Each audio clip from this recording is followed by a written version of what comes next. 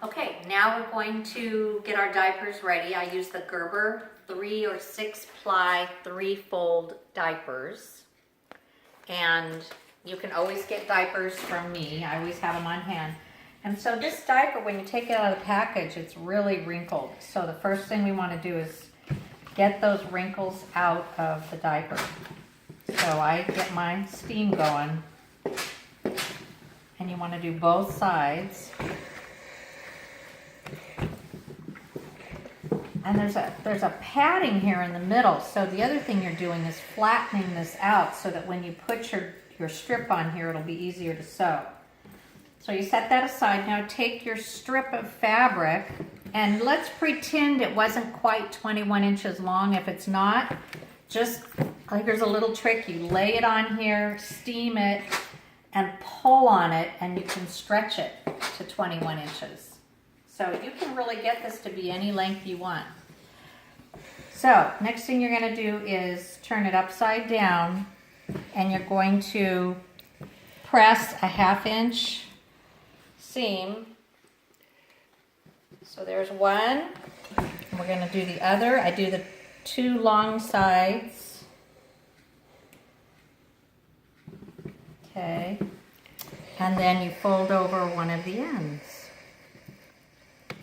So there's 3 sides that you have folded. Okay, you see that? So here, this was folded over a 1/2, this was folded over a 1/2, so I do the 2 long sides and then I flip the end over.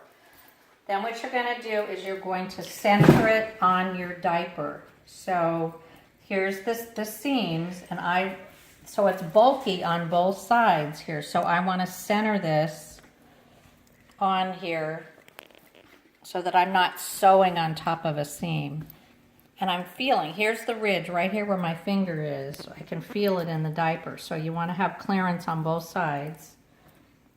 And I'm just going to pin it in 3 places.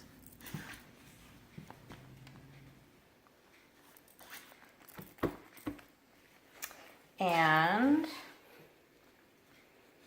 then you're going to come down here, and I cut it off a 1/2 inch from the end of the diaper, and every diaper is a different shape, so I always leave excess. And now I'm going to be taking it to the cutting board, and when I stitch, it's really, really important. This raw end, I start at this end, but I start in about 2 inches, and I'm going to sew right here, right along the edge, all the way up, over and down, and I stop about 2 inches from the end.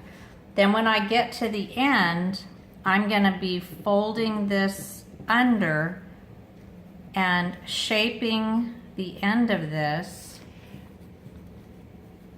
to match the bottom of this ridge.